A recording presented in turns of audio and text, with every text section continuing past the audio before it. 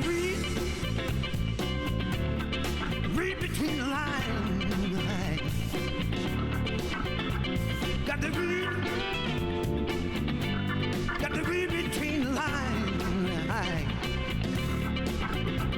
Well, the truth is very simple, very hard to find. Hello everybody, welcome to another edition of What's Going On. I'm your host, Tom D'Ambra. As always, we are very thankful you took the time from your busy day to watch our program. Today, my friends, is Thomas Jefferson's birthday, and actually the anniversary, obviously, of his birth date. And I thought it would be interesting if we started the program with some quotes from Thomas Jefferson, ones that aren't so put into use, but yet are very prevalent to the times that we live in today. And some of these are literally warnings to the American people where we would find ourselves if we allow the bankers to take control of our money system, if we allow the government to operate outside the boundaries of the United States Constitution and encroach on our liberties, our freedoms, our prosperity for generations to come. So let's start with that, and then we're going to get into some very important news. And again, this is Mr. Thomas Jefferson. Do you want to know who you are? Don't ask. Act. Action will delineate and define you. And I will also say, my friends, with that statement, that your lack of action, your apathy, will also define you. Again, Mr. Jefferson, I predict future happiness for Americans if they can prevent the government from wasting the labors of the people under the pretense of taking care of them. And you know, that is so prevalent today. We are actually going to be reading an article to you later in this broadcast where Americans now are spending more on taxes than they are the necessities of life. And also the government is taking from us under the pretense that they're a benevolent organization looking out for our well-being. Let us continue. I sincerely believe that banking establishments are more dangerous than standing armies, and that the principle of spending money to be paid by posterity under the name of funding is but swindling futurity on a large scale. Now, I know for you that are educated in the public school system, you may be having a hard time with some of them three-syllable words. So let me tell you what he's talking about here. When he's talking about paid by posterity, he's talking about your children and the future of your children, and it's swindling their future on a large scale. That's exactly where we are today. And I don't think that Mr. Jefferson could have ever foreseen that the American people would actually allow the mothers of this country, through ignorance and through apathy, would allow their children to be bonded to a for-profit banking corporation. I don't think Mr. Jefferson could have realized the levels of depravity of these bankers, in the sense that the mothers would allow their children under commercial law contract, law mercantile, to be bonded as a surety to the facade debt that we find ourselves in today by the use of issuance of a fiat medium of exchange. Very, very interesting.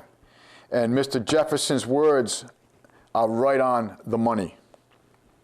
Pun not intended. I'm a great believer in luck, and I find the harder I work, the more I have of it. And I totally agree with that, my friends. We create our own luck.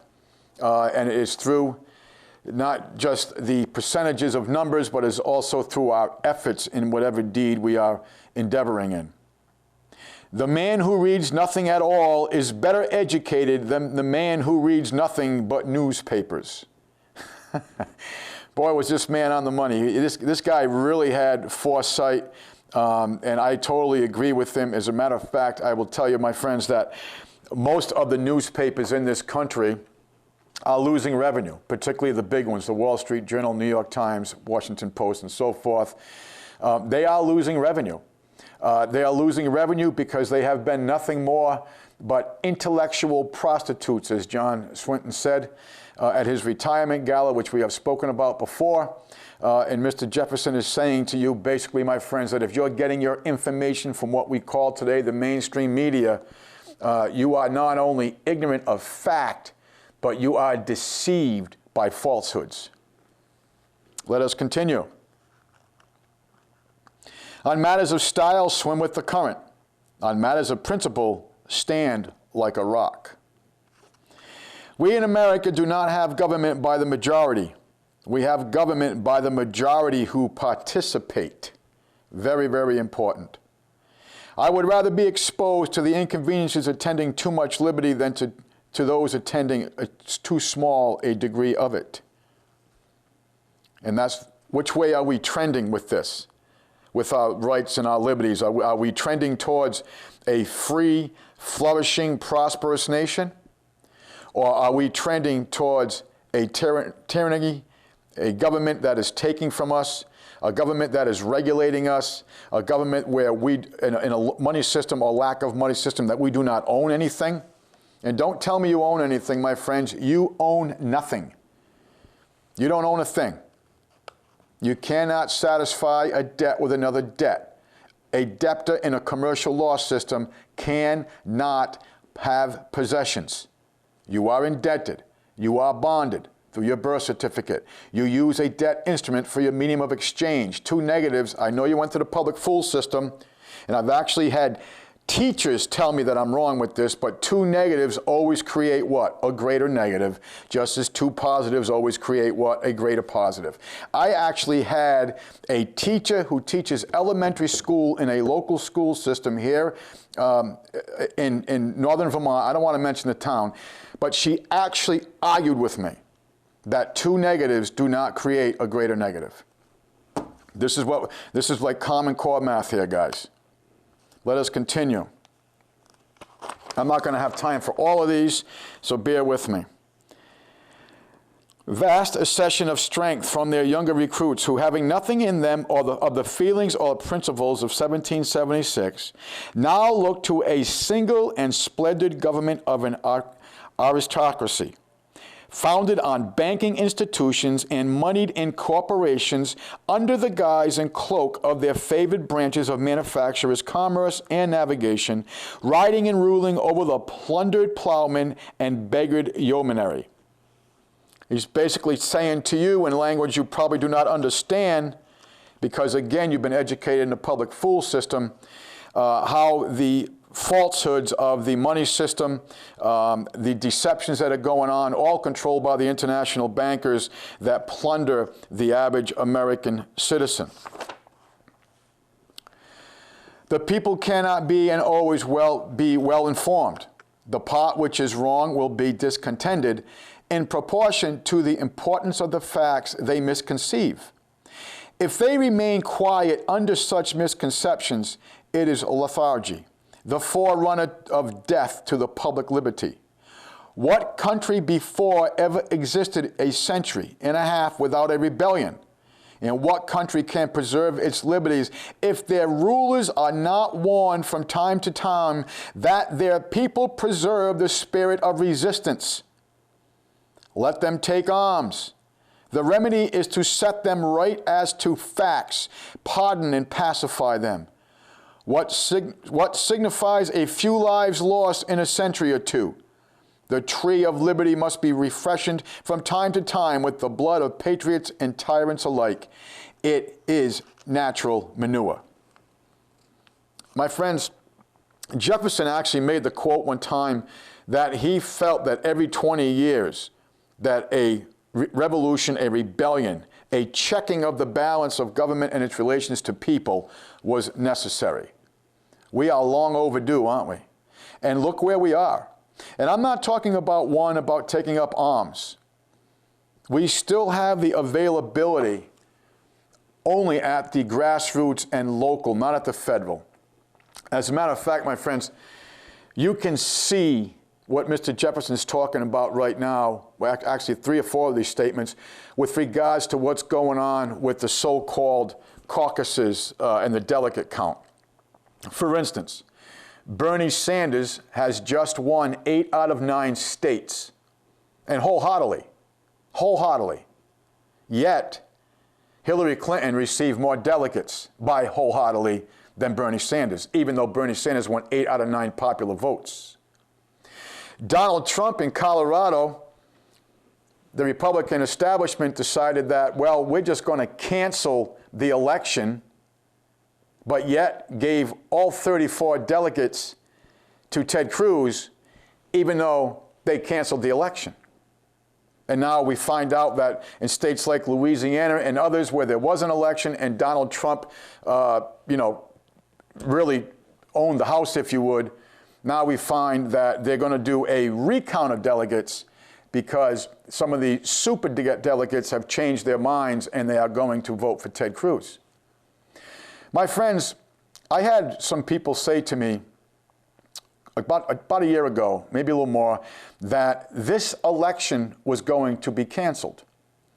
And when they said this to me, I was thinking in the sense of symmetrical warfare, that they were going to create an emergency so they could cancel and or delay the whole process of the electoral process. But I see now that what they're actually doing is they are canceling the election, and instead of doing it through deception, they're right in your face telling you that your vote does not matter. They're telling you that both parties work for the international bankers, that this is not an electoral process, this is an appointment process, and that basically sit down, shut up, and watch what we do. As Karl Rove said to you, that we read his quote to you about a month or 2 ago, where we create the reality. You can study it all you want. We will just go on and create more of our reality. That's exactly what they're doing here, my friends. And that's what Mr. Jefferson is speaking about. What do you think the founding fathers, what do you think my father's generation, 2 generations ago of Americans would have done if this was taking place? Of course, it was taking place back then. You know, I did some research and to see if, in fact, there was any other Republican candidates that have ever gone to the convention with the necessary 1237 delegates and someone else won. Well, I found out there was. A person by the name of Taft. He actually came to the convention with the appointed delegates, and there was a shenanigan played, and Eisenhower became the electorate candidate. Think about that. He became the electorate candidate because of the swindling. Now, back then, all they had was the print, the radio, and TV was just starting out, so they controlled all that. They didn't have the mainstream, the internet. They had the mainstream media. That was it. They controlled all that, and they have since 1924, as we have studied and presented to you through facts many, many years ago on this program. This is what Mr. Jefferson's talking about, especially with his first statement about your actions, or your lack of actions that I may add, will define you, and it'll define us as a people, and it'll also dictate which road we are going to be led down. A road, led road to liberty, or a road to tyranny. And this is exactly what he's saying to you. And his words ring true today, just as they did in 1773 when these words were written. Let us continue. If a nation expects to be ignorant and free in a state of civilization, it expects what never was and never will be. I totally agree with that, my friends. Liberty is not a viewer's sport. You have got to participate in the arena if you wish to be free as a people. You have got to be vigilant. You have got to participate in the system itself. The system is still there for us, my friends. It's only at the grassroots, the federal level, as we're seeing. The veil has been opened for all the American people to see the sheer corruption of the political process at the federal level here in the United States of America. It's pure cronyism. And they're expecting you to swallow it. Let's continue with Mr. Jefferson. I know no safe depository of the ultimate powers of the society but the people themselves. And if we think them not enlightened enough to exercise their control with a wholesome discretion, the remedy is not to take it from them, but to inform their discretion through education. This is the true corrective of abuses of constitutional powers. And my friends, I will tell you why I included that statement. Because this is exactly what this program's intentions is to do, to bring to you, to educate you. We don't have all the answers, but what we do have is desire to bring truth to you so you can go on and do more research and educate yourself. When we close our show, we always say to you, seek truth and obtain knowledge. This is where we're at. Because people of ignorance cannot guide themselves.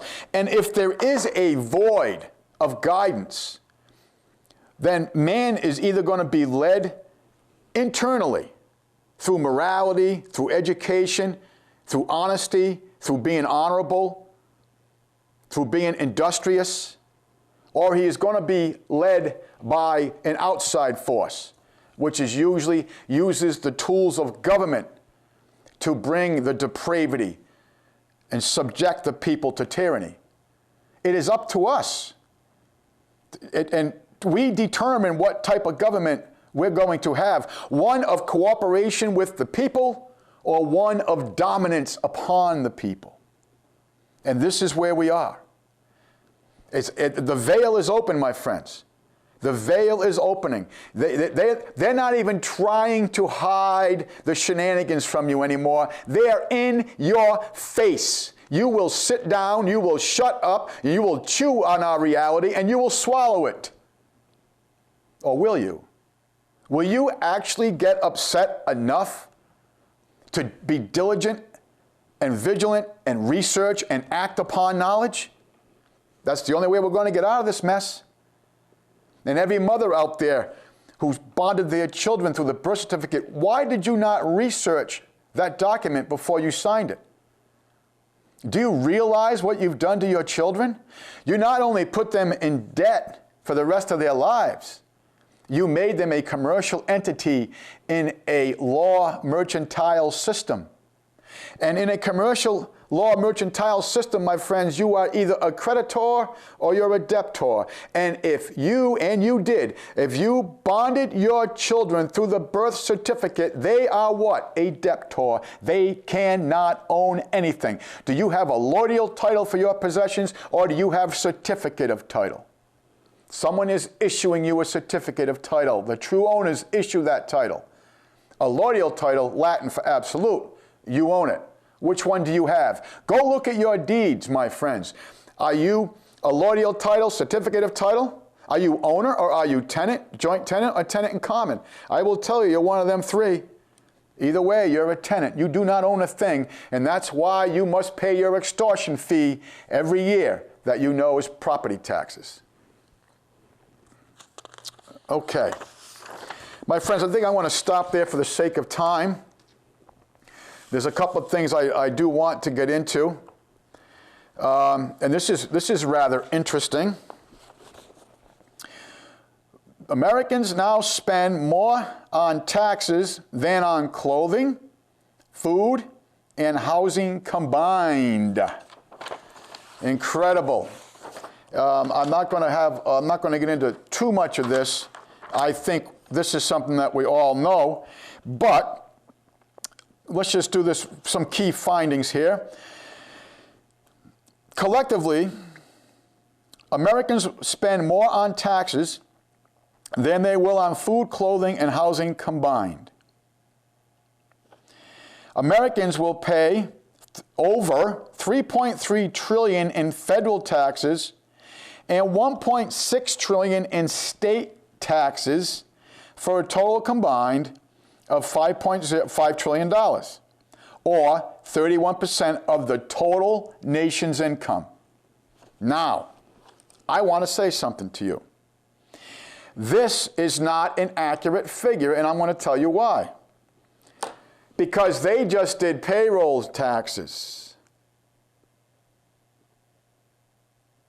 They didn't do every time you buy something.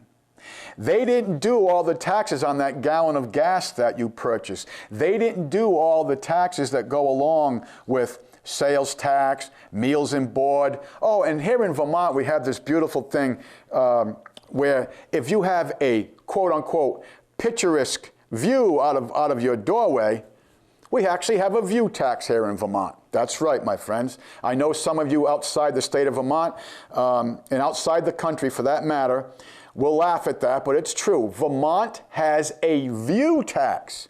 This is not included in this equation. They only have the percentage at 31%. And that's how I knew all this wasn't in that equation, because the actual American actually pays about 32% now in what we know as income taxes to the state, and it doesn't go to the feds, my friends. We read that to you verbatim. Remember the Grace Committee some time ago? We read that to you, that not one nickel of your income taxes goes to the use of the government. It all goes to the International Monetary Fund and the Federal Reserve. And as a matter of fact, my friends, we read that to you verbatim from Title 26 some years ago. So this is not a totally inclusive study. This is just a very defined spectrum of the tax system. And then if you want to add on the cost of product through all the regulatory agencies upon business in this country, you are literally looking, according to the American Tax Foundation, this statement is actually a year and a half, 2 years old now, a total tax in this country of about 51%. So I want you to think of this. You're paying about 51% of your sweat equity to this benevolent corporation, USA Inc., and all its subsidiary corporations, state of Vermont, state of whoever, town of this, city of that, water district of this, school district of that. And you still have to put gas in your car, feed yourself, clothe yourself to go to work with your sweat equity to do this. So where are you really in the game?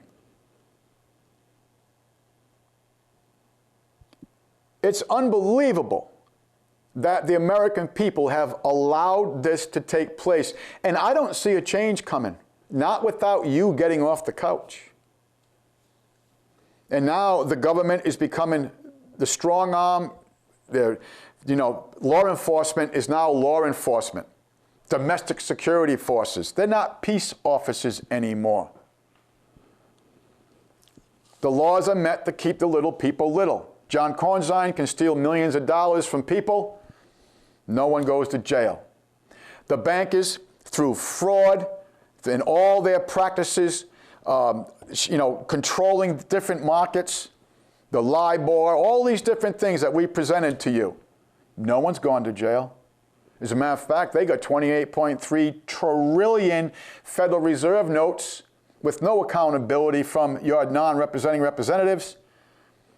And now, what happens? Now we've got the derivatives about to crash. Get ready for another one, my friends. They're going to make money all the way up, and they're going to make money all the way down. And now you, who are the co-surety because your mother signed the birth certificate, you became not only federal property through the 14th Amendment, you became commercial property through your birth certificate. You became liened, you're bonded. And now this matter-of-fact survey is saying that you're paying 31% just across the board before you even get your paycheck.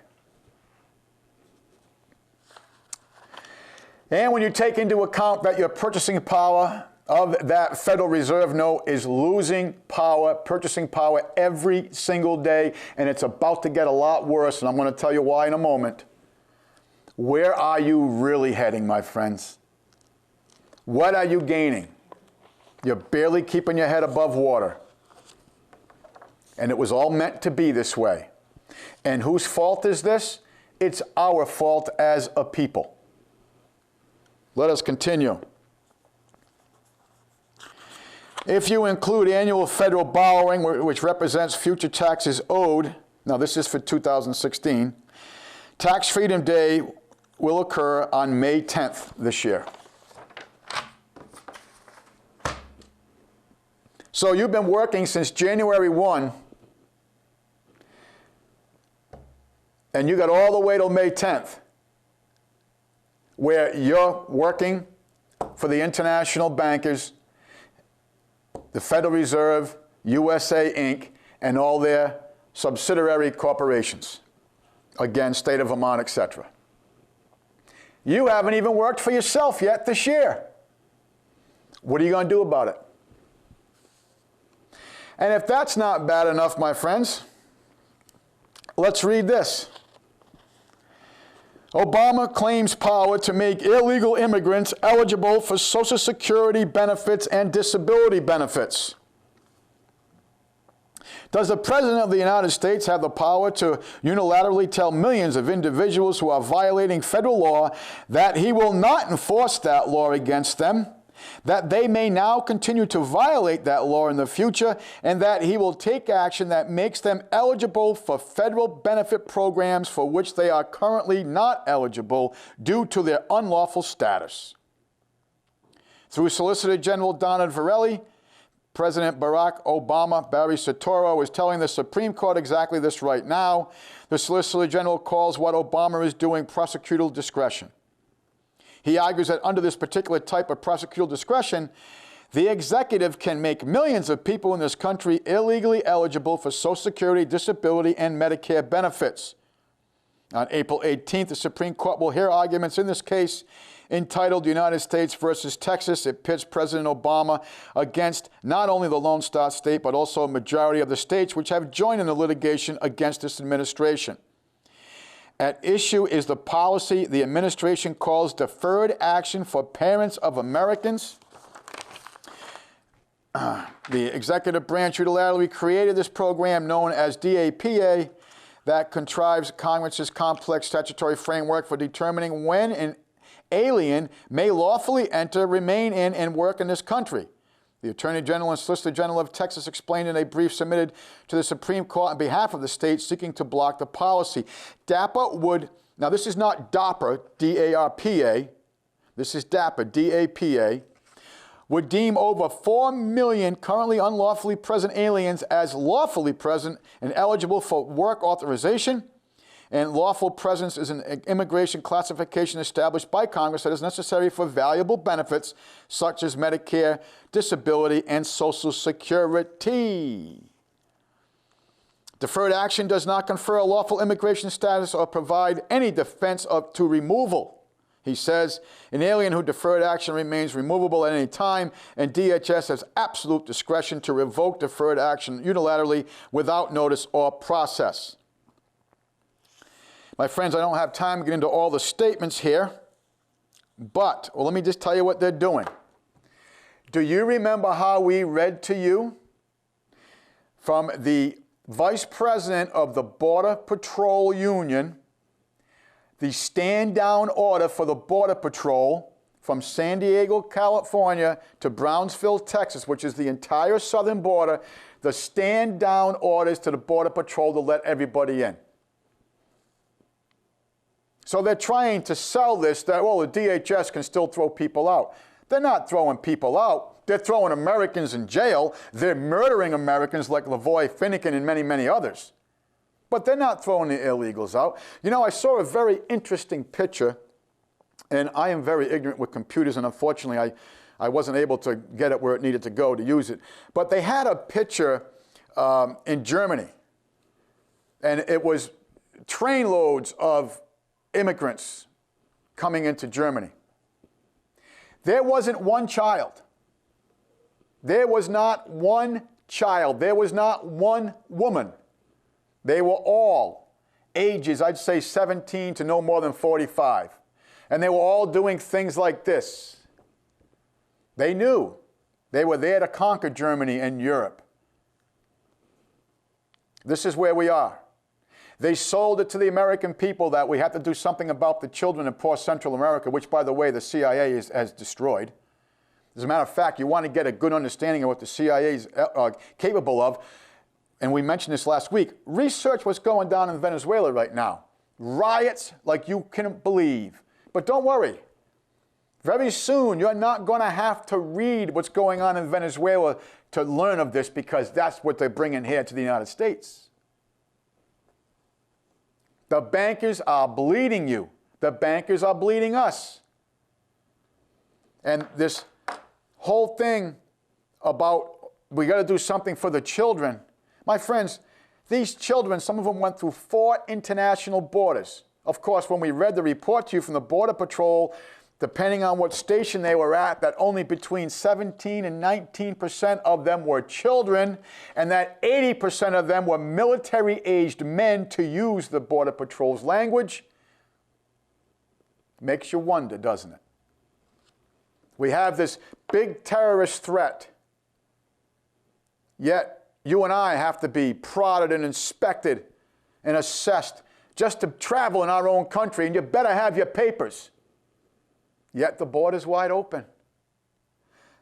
And we discovered, we read to you verbatim how the United States government, USA Inc., had actually made contracts with 2 major bus lines. One of them was Greyhound, and forgive me, I forget the other one, in January to start this whole thing in May when it started taking place. We read that to you verbatim. We read the contract to you. I got it from the GAO. So you must understand this is exactly what is going on. And you've got to understand what these people are about. My friends, what you're seeing here is a picture of the New York City skyline in 1958. And I want you to take notice of some things here. Can you see here that we have, I hate using the word religious, but that's how most Americans equate to it. We have a religious symbol throughout the skyline, and that is the cross of Jesus Christ. America was founded on Judeo-Christianity. Now, whether you believe in God is not the topic of this program. And as a matter of fact, that's a personal matter between you and God. But what you've got to understand is that the law, the morality, the very fabric of our society was based and supposed to be based today on Christianity. And what does Christianity foment? What does it manifest?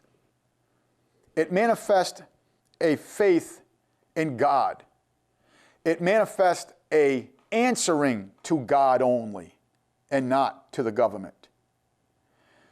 It manifests an active, educated, vigilant faith of people that understand right from wrong and would not accept not only encroachments by the federal government on that faith, on the laws, on the fabric of our society, but it also, on a personal level, brought forth a strong family structure, a strong neighborhood, community-based society. My friends, I don't come from money as a child. And my parents worked exceptionally hard. I do not come from a luxurious neighborhood, we'll say. I come from a neighborhood where basically you had what we used to call postage stamps lots. You had a big enough yard that you could be assigned an address.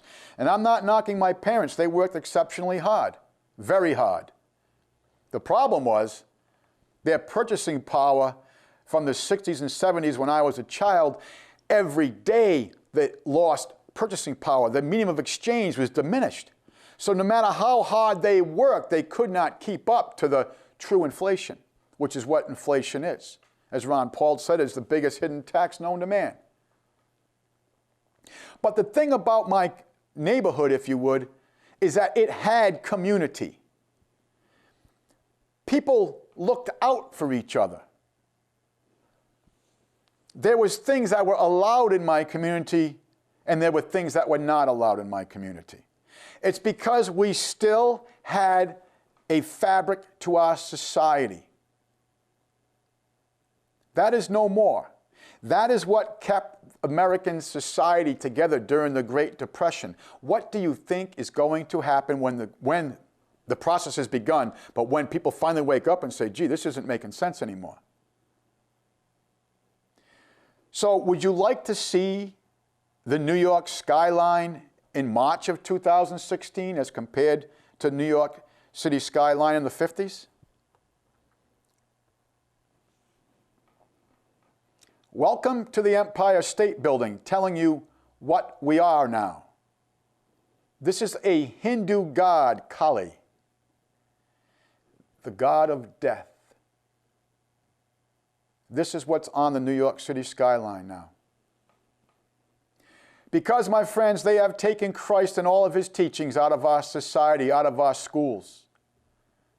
You do not have a God that, you have the God that you can pray to and look to help. But they have educated you and indoctrinated you to look to the government, to pray to the government, to pray to the government for their benevolent actions. When you wrongly believe they're being benevolent, and as Mr. Jefferson quoted to us, they are plundering you because you think they are benevolent. My friends, I just read to you a report that you're spending more in just the basic taxes to this benevolent organization, Insolvent Corporation USA, Inc., than you are to feed, clothe, and house yourself and your family. And yet you accept this. That determines what kind of a person you are. That determines what kind of a people we are in our nation. We're apathetic, and we live in fear of the government. This is Kali, as I've said, the Hindu god of death. There is a reason why they're doing this, my friends. They are letting you know that they have taken us from a Christian-based Geo-Christianity society to a government and a theology of death. And it goes on. Mr. Heinz Kissinger said it rather well. My God is guns, oil, and drugs. Do you remember we read that to you verbatim? Remember the statement we said to you last week that Mr. Kissinger wrote, how they're taking us to war and what they're doing, how they're, quote unquote, baiting China and Russia? How they were going to create World War III? How you are going to send your sons and daughters to wear pretty little uniforms and go bleed for the profits of bankers? And why should they not expect that, my friends? You've been doing it for decades. Mr. Heinz Kissinger knows what's going on. That's why he had this meeting with Vladimir Putin that we broadcast to you about a month ago. No recording, no witnesses. To Mr. Putin. Mr. Kissinger, my friends, has been very active lately, and I've got to get going here. I want to show you Baal, B-A-A-L, another god of death. You know him as Satan. And do you see what they're offering in this picture? They're offering their children, my friends. And you may say, what does that have to do with American history? This is from this is the same entity, two different cultures. The top one is Moloch, the Babylonian deity that the Babylonians used to sacrifice their children to. And you may be saying, Tom, come on, we don't sacrifice children. Oh, really? We've killed over 60 million babies since 1973. And not only to do that, we're selling baby pots now. Think of that. We're selling baby pots for profit. What kind of a society are we? What did you do about that when that was all over the internet? Nothing. And now this week, federal agents raided the house of the person who put all these interviews together and confiscated all their computers, so this could not be shown to you. And you still may be saying, well, Tom, okay, so we kill 60 million babies and we sell baby pots and we keep babies alive, and now we're going to pass a law for post-term abortions. That's right. And now, my friends, I was going to read it this week, but I don't have enough time. You are going to see this Federal Reserve note. If you can see the picture, if Bill, if we could bring this to full screen, please, on the TV. And this is on a Federal Reserve note, and it's on the $1 bill, and we went through this before. You can see Moloch there, the Babylonian deity, on your medium of exchange that you are indebted to. Moloch, the Babylonian deity, right there. That's what it has to do with our society. I am running out of time, my friends. I have to be real quick right here. This is the Temple of Baal that was planned for New York City and London. They were going to do a 48-foot replica of it. The original one was built in Syria. Fortunately, enough people actually got together and didn't cancel this planned building, but it has been delayed now. But they were actually going to build a temple to Baal, to Satan, just as Kissinger wrote of, just as all the different agencies, entities that we had wrote to you last week about, where Albert Pike and so forth, where we are going to annihilate the world. We'll bring out our nihilists, our agitators, create World War III, and we are going to unify the world with Satan. They were actually going to build a 48-foot temple, a temple that was built in Syria, that they actually were going to build this in New York and London. And why would they do it in New York and London?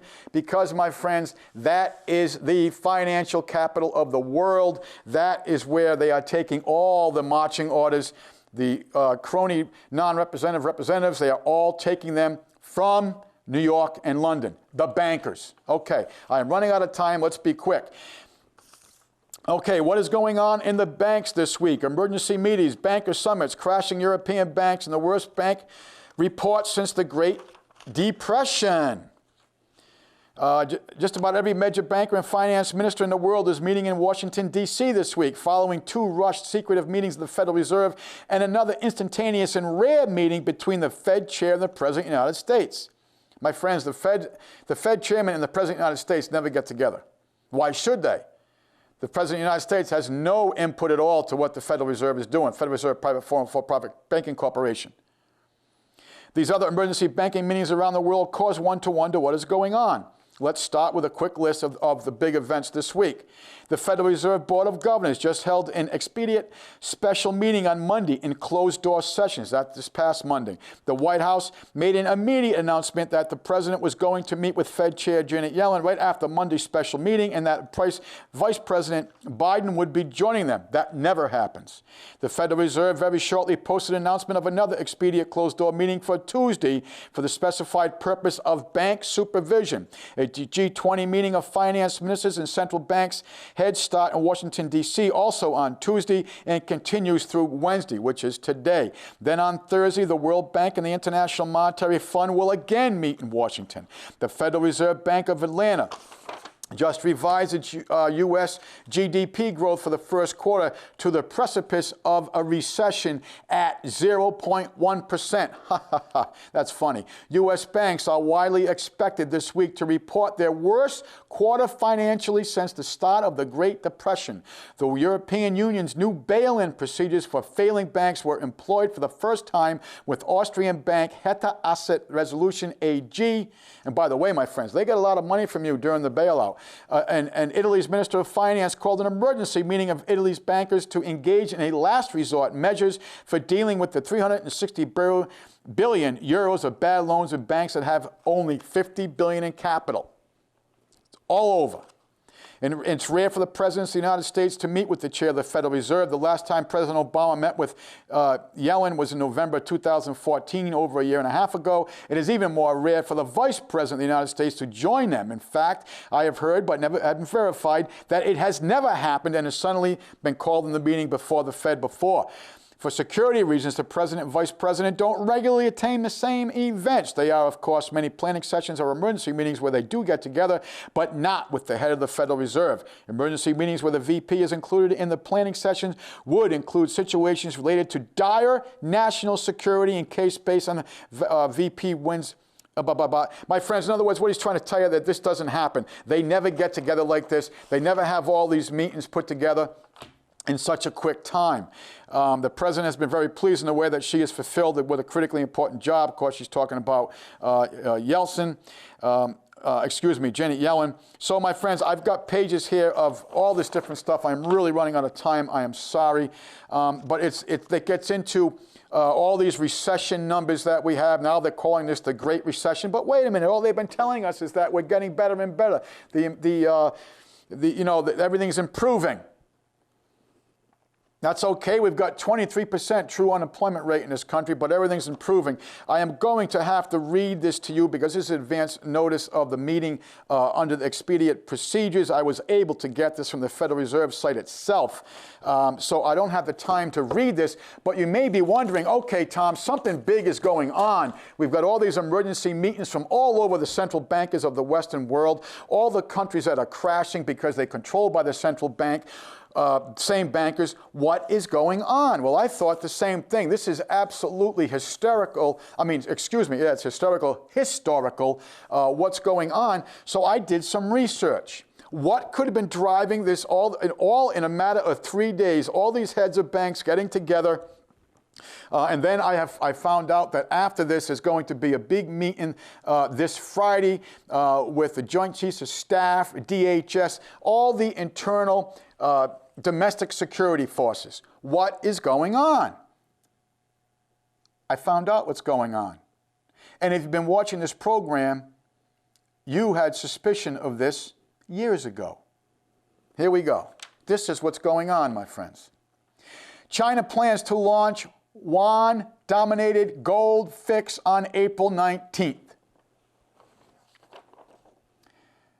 This is coming for better or for worse. It will mean to a laid-back, stupefied world that China has a store of gold much greater than what is reported. What will be interesting is how it plays for the rest of the fiat currencies, given the curriculum of currency hubs established that has strict protocol for trading, say in dollars for yuan as to origin. Forget derivative originated money for exchange as an example, toilet paper. One might imagine a serious liquidity squeeze in various currencies where printed currencies cannot be transferred into gold-backed yuan, because then every holding in non-convertible currency against the yuan would have a fiat value as opposed to a convertible gold value in yuan and therefore be worthless to hold in comparison. Now, for all you public fool system people, let me explain that to you. What would you rather have in your pocket?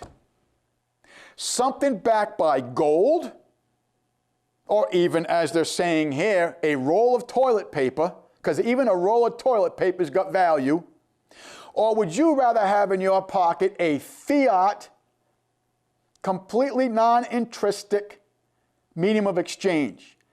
And not only does it have no value, it's based on debt, and you're the sweat equity to the debt. What would you rather have? What would you rather have? Something you can have gold in your hand, or a roll of toilet paper, or something based on the sweat equity of your children because you bonded them into the system with the birth certificate? What would you rather have? This is the end of the Bretton Woods Agreement, which is the reason, look at, when Gaddafi tried to do this, what did we do? We invaded Libya. When Hussein tried to do this based on an international barrel of oil, what did we do? Your sons and daughters went and invaded Iraq, Venezuela, Somalia, Sudan. Now they're in Mali, before the gold.